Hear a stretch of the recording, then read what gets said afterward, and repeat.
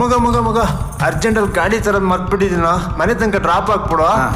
ನಂಗೆ ಖುಷು. ಲ ಇಬ್ರು ಹೆಲ್ಮೆಟ್ ಹಾಕಿಲ್ಲ, ಹೆಂಗಿದ್ರು ಫೈನ್ ಕಟ್ತೀರಾ? ಟ್ರಿಬಲ್ ರೈಡಿಂಗ್ಗೆ ಹೋಗೋಣ. ಅಬ್ಬಾ ಮಗ ಟ್ರಿಬಲ್ ಆದ್ರೆ ಫೈನು, 4 ಜನನು ಹೋಗೋಣ.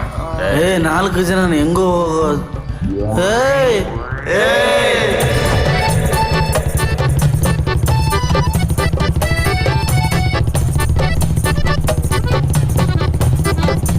ಕನ್ನಡದ ಮಕ್ಕಳೆಲ್ಲ ಒಂದಾಗಿ ಬನ್ನಿ, ಕನ್ನಡದ ಮಕ್ಕಳೆಲ್ಲ ಒಂದಾಗಿ ಬನ್ನಿ. ಬನ್ನಿ ಬನ್ನಿ ಬನ್ನಿ. ಏಯ್ ಇಳಿರ ಹಾಕಳಿ. ಸರ್ ನೀವೇನ್ ಸರ್ ದೊಣ್ಣೆ ಹಿಡ್ಕೊಂಡು ನಿಂತಿದ್ದೀರಾ?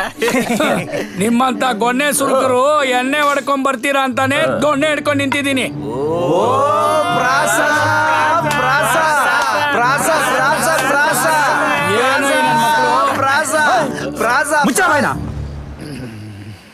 ಇದರಲ್ಲಿ ಕೆಲಸ ಮಾಡ್ಕೊಂಡಿರೋದು ಯಾರು?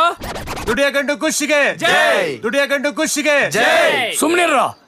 ತಾವೇನ್ ಮಾಡ್ಕೊಂಡಿದ್ದೀರೋ? ಸ್ಥಿತರಿ ರೋಗ ತಜ್ಞ. ಅದೇನೋ ತತ ಕನ್ನಡದಲ್ಲಿ ಹೇಳಲೇ.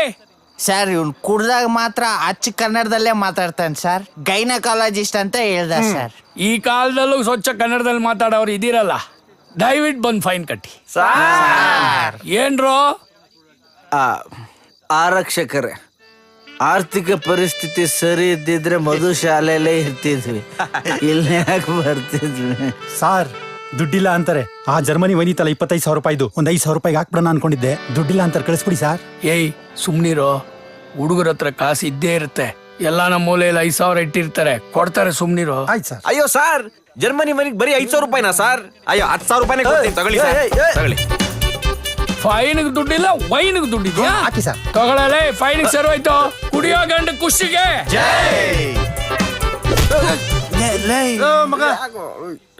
ನಿಮ್ ಜೊತೆ ಇದ್ರೆ ಹಾಳಾಗ್ಬಿಡ್ತೀನಿ. ಸಂಸಾರಸ್ಥ ಆಗ್ಬೇಕು ಬೇಗ. ಹೆಣ್ಣೋಡಕ್ ಹೋಗ್ತಾ ಇದ್ದೀನಿ.